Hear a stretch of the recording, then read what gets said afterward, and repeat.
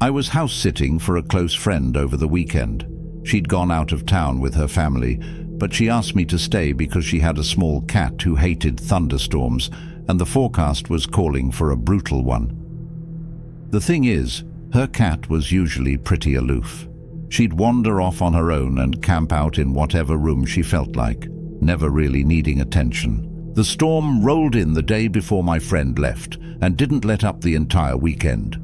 By Saturday morning, the rain and thunder were constant. Still, my first night there passed without any problems.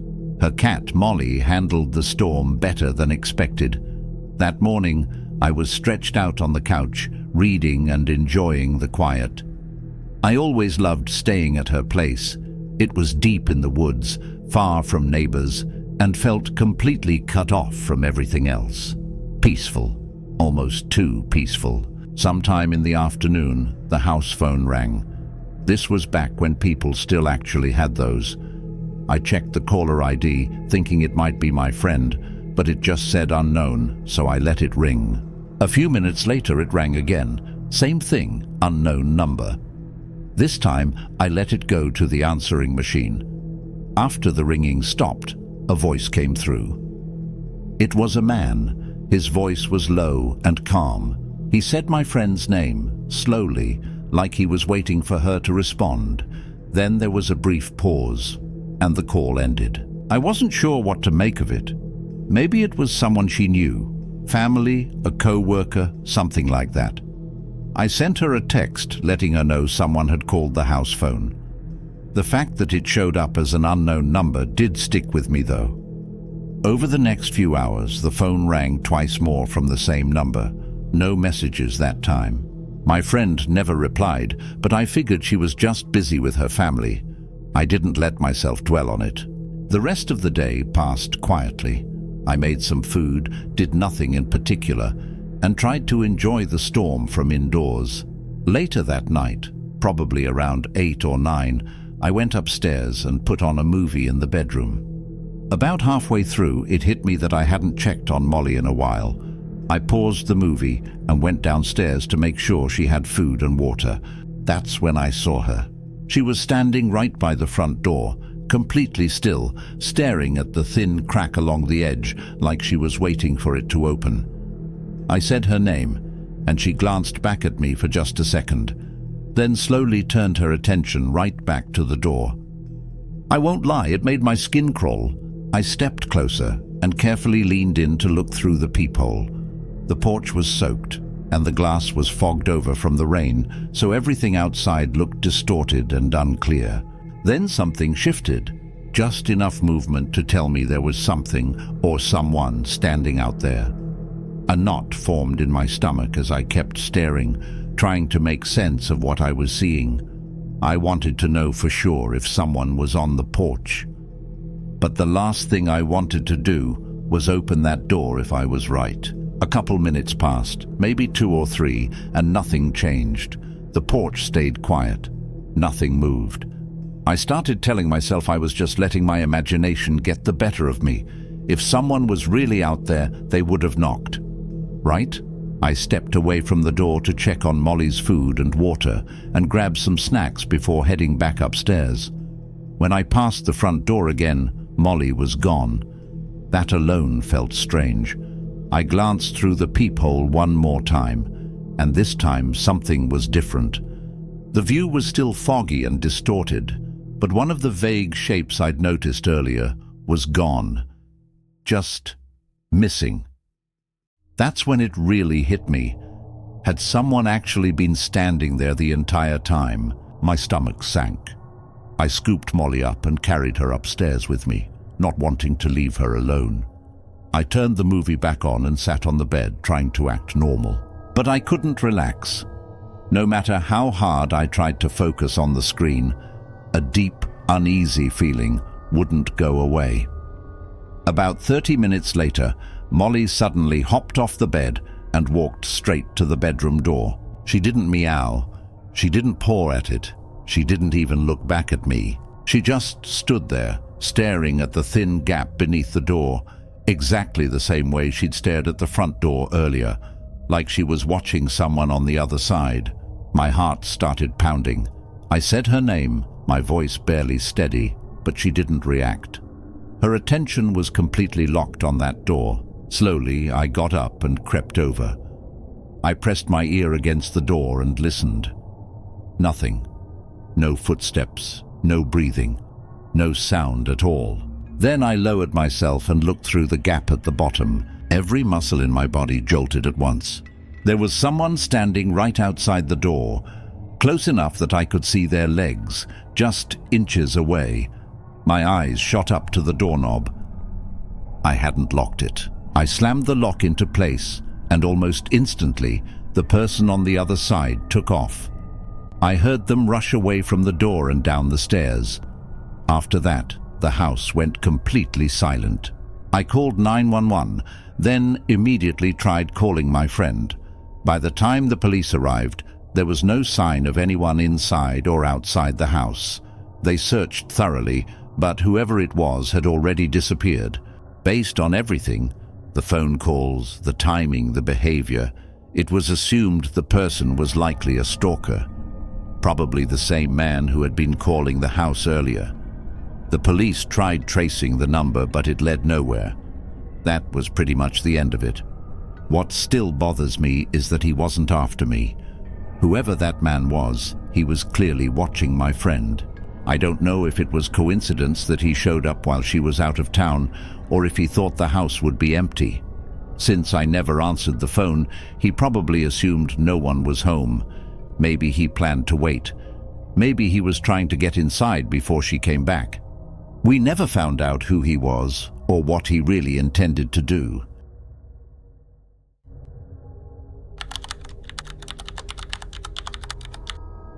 This happened around mid-November last year, not long after I lost my job.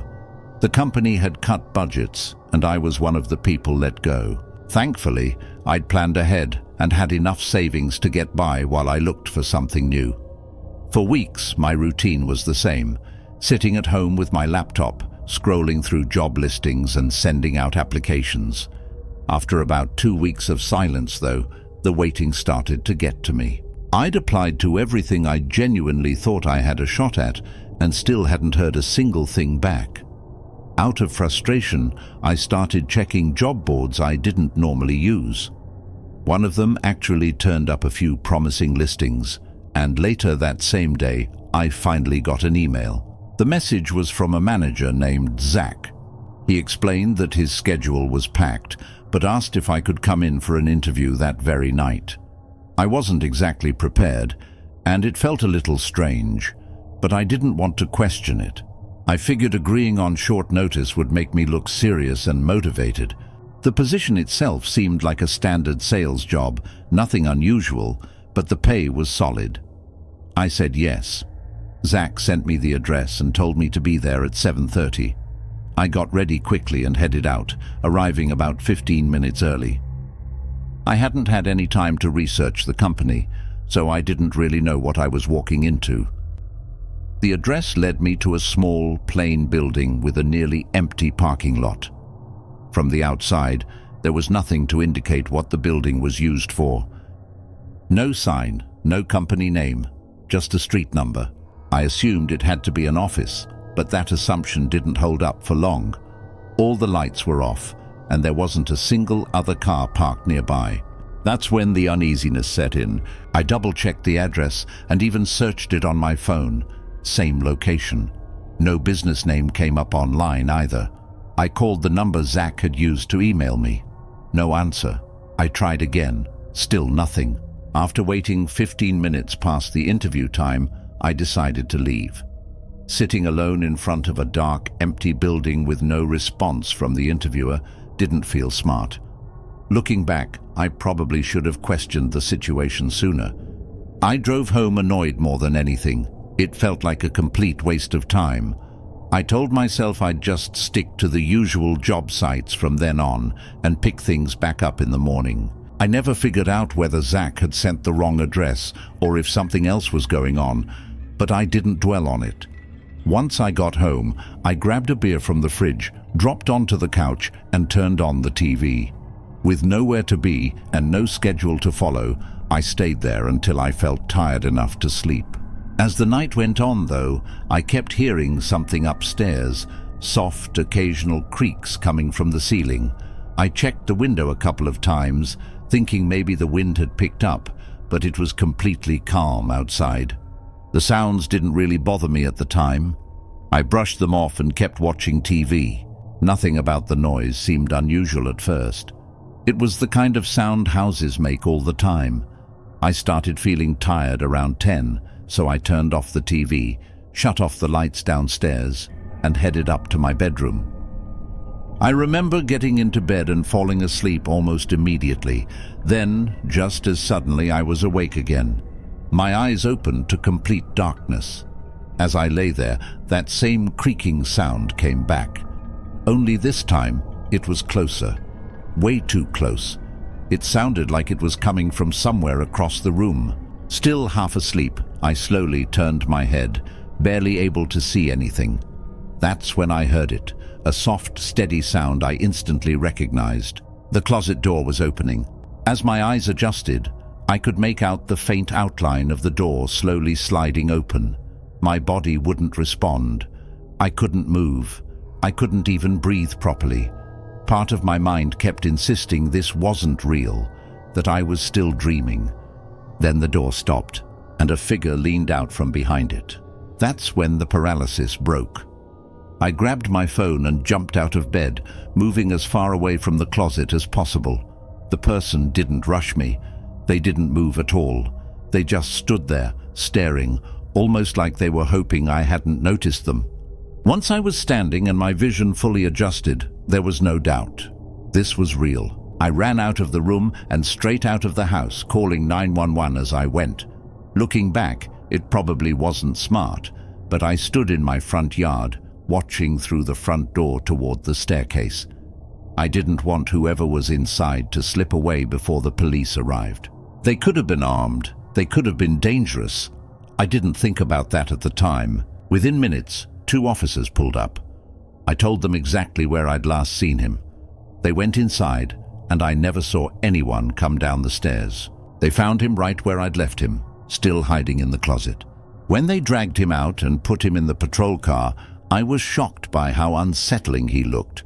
Greasy, tangled hair, filthy clothes, and these wide, empty eyes that never softened. He didn't say a single word. A few days later, everything finally made sense. He had been creating fake job postings across multiple websites, hundreds of them, for all kinds of positions. He'd gotten all my personal information from the resume I submitted. He knew exactly when I'd left for that interview. That's when he broke into my house. He spent the entire night inside with me, just a few feet away, while I slept. What we never found out was why.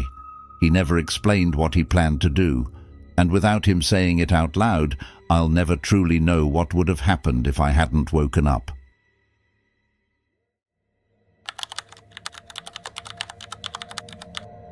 I live way out in the middle of nowhere. It's nothing but flat farmland stretching for miles in every direction. There's a highway not too far off, but that's the only real paved road around here.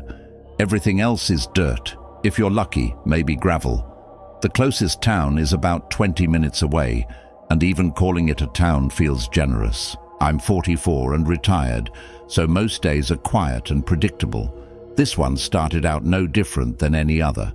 It had been raining non-stop for nearly a week, and around noon I stepped out onto my front porch to have a smoke and listen to the rain.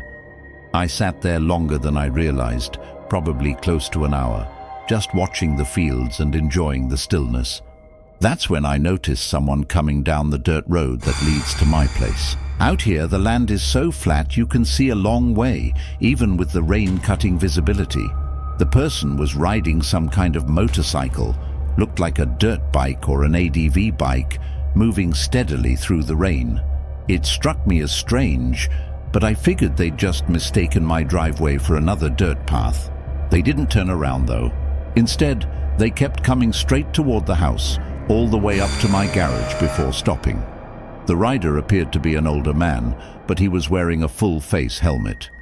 He just sat there on the driveway, facing the house, until he noticed me standing on the porch. He stared for a few seconds, then turned the bike around and rode off the same way he came. It was one of the weirdest encounters I've ever had on my property. People don't come down here. There's no reason to. Still, I told myself it had to be an honest mistake. I stayed outside a bit longer, but the rain and wind started getting worse, so I went back inside. Before long, I'd almost completely forgotten about it. I made another cup of coffee, relaxed, talked to my brother on the phone for a while, and even took a nap. It was an easy, uneventful day. Nothing I needed to do, nowhere I needed to be. Then around 8 that night, the weather took a turn. Thunder cracked overhead, lightning lit up the fields, rain slammed against the old roof harder than it had all day, and through all of that I heard something else, a low, distant engine.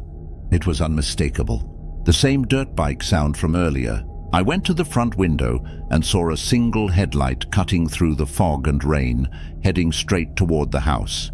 I didn't even register how insane it was to be riding out here at night in that weather.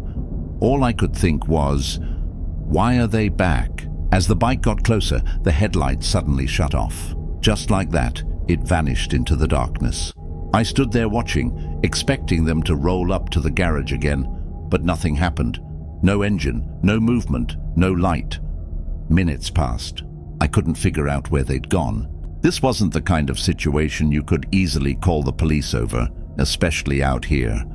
So I did the only thing I could think to do. I went to the bedroom and grabbed my shotgun, the one I keep strictly for self-defense. I had no way of knowing what was really happening, whether the person was lost, needed help, or meant me harm. What I did know was that I was completely alone, miles from anyone else, and that meant I couldn't afford to make a mistake. For the next 20 minutes, I slowly moved from window to window, checking every side of the house. I didn't see anything at first. Then, on one pass by the back window, I noticed a shape in the fog. It was barely visible, and the moment I focused on it, it slipped away. That alone sent a chill through me. Not being able to see clearly, having no idea where they were or what they were doing, was terrifying. Then I heard it. Wet, heavy footsteps in the mud right up against the side of the house. Each step splashed through water and dirt. Whenever I tried to look outside, the sounds shifted, like whoever it was intentionally staying out of sight. At that point, I knew this wasn't harmless. I felt like if I let it continue, things would only get worse and possibly violent. Sitting and waiting didn't feel like an option anymore. Whatever this person wanted, it wasn't good. I made a decision. I went into the garage, climbed into my truck, and hit the button. The door rolled up, I pulled out quickly, and then closed it behind me. My hands were shaking the entire time. I just kept hoping it wouldn't escalate any further.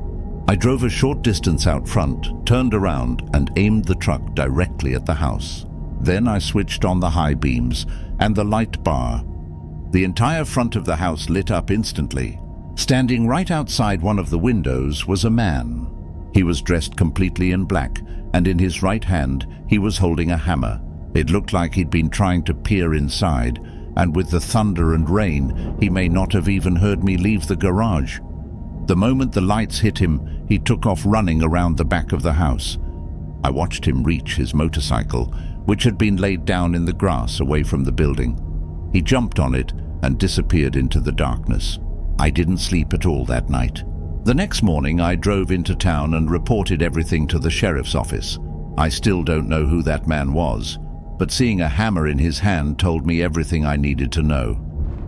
He wasn't there by accident, and thankfully, I never had to find out what he planned to do if I hadn't acted when I did.